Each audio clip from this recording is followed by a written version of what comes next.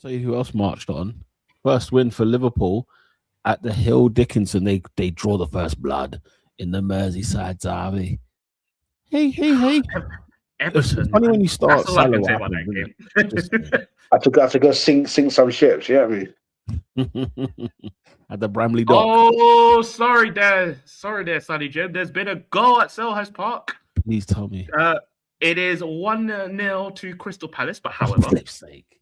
however, it might be offside, lads. Who scored the goal? It's offside. Doesn't matter. Does not matter. I know. Now, West. I think your screen is golden. Why is my screen golden? I saw your heart break. Oh, honestly. Because you wanted some feedback. You wanted a name. You wanted something. Yeah. You know what? Robin is the true Chris Kamara, blood. He's the Chris Kamara on this podcast, man. Flip me. Yeah, I mean, listen, Liverpool got the win right at the death. I mean, 100 minutes of football and Virgil van Dijk at the Hill Dicky is very ironic. Talk to me, Andy. Hey, yo. Talk to me. Hey, yo, referee. Is it not? No, it's not. You know it is. You know it is. AD. Yo. Liverpool snatched the win, man. You nicked it. How you feeling? You know what, man? I've been miserable. And I've been miserable for a long time, because I came into this derby because normally I'm up for a derby. As I say, derby is probably like the third game I look for, right? Merseyside Derby. I love it. I love the passion. I love the tussle. I love not necessarily the quality of the games actually, because I think that the quality of the games tends to be quite bad. But the game is something that means a lot. It really, really means a lot. But I just came into this with dread. I really didn't fancy going to Everton based off, just the season that we've had, based off the week that we've had. And just watching the game, bro, was absolutely dross, to be honest with you. But obviously, happy Van Dijk. Obviously scored, last minute winner. Obviously, King Mo doing what King Mo does best. But I can't lie to you, man. Do you know what kind of dawned on me in this game? What's that?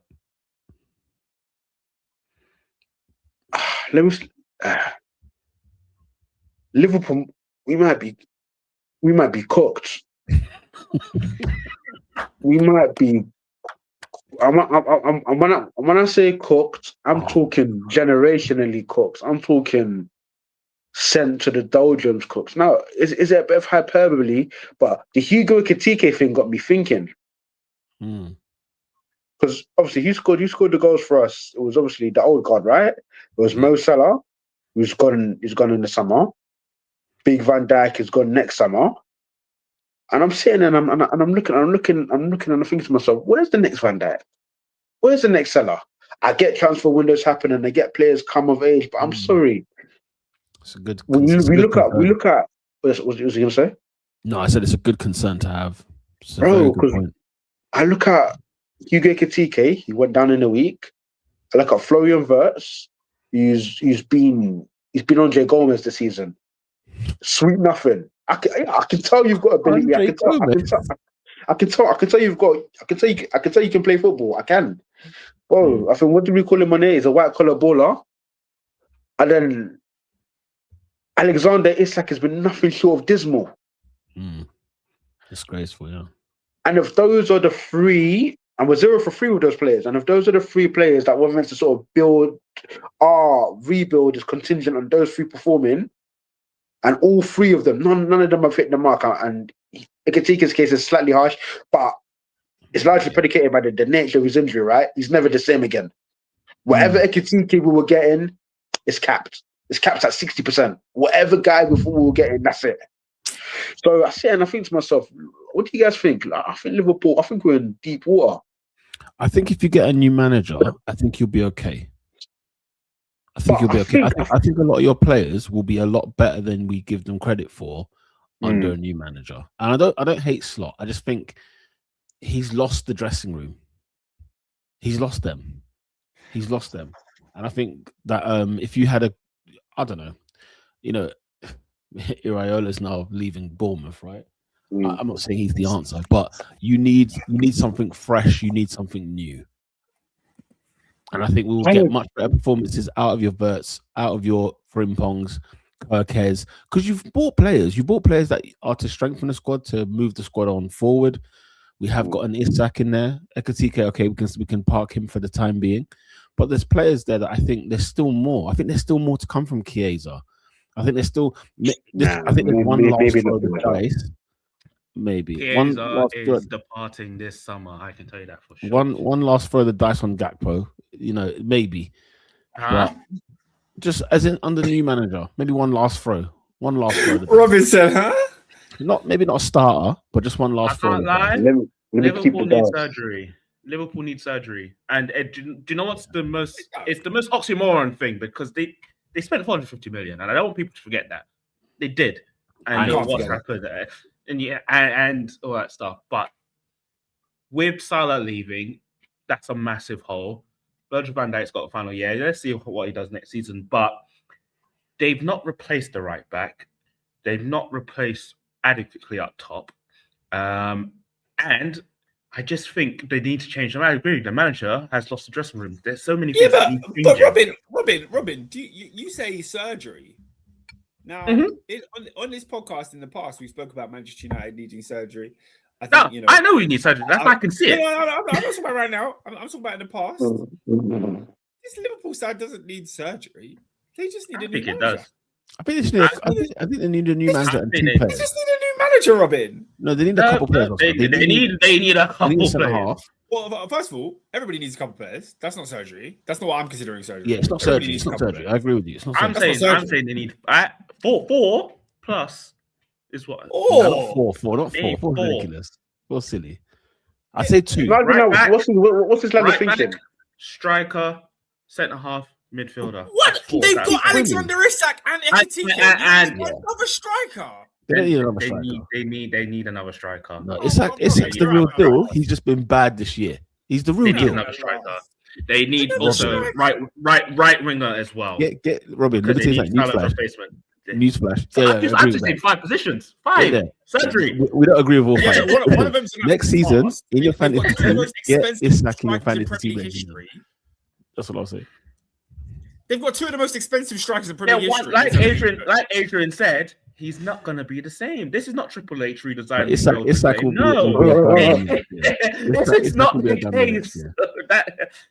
You will not be the same. And Isak, listen, guys. I don't think you guys listen. I was just speaking about this when I was talking about Chelsea.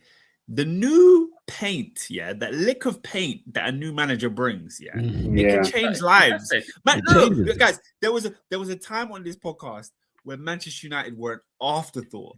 Like we weren't even considering. Peter, do you remember we were talking about will Chelsea make top 4? Chelsea top 4 side.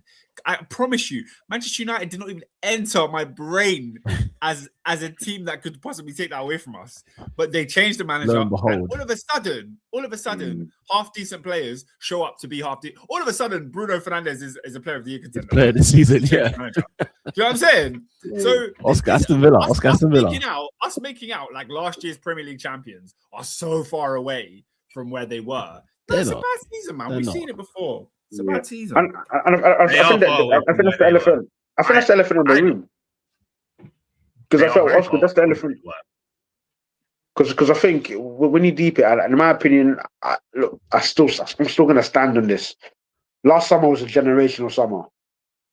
That was exceptional. Like, you could have maybe could have got the centre. No, you should have got the centre half over the line. Fine. Yeah.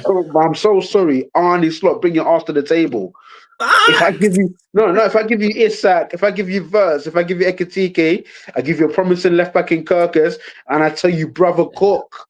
And you serve me this slush. What am I going to do with a quiche? I'm going to do it for quiche. Get out of my face, man.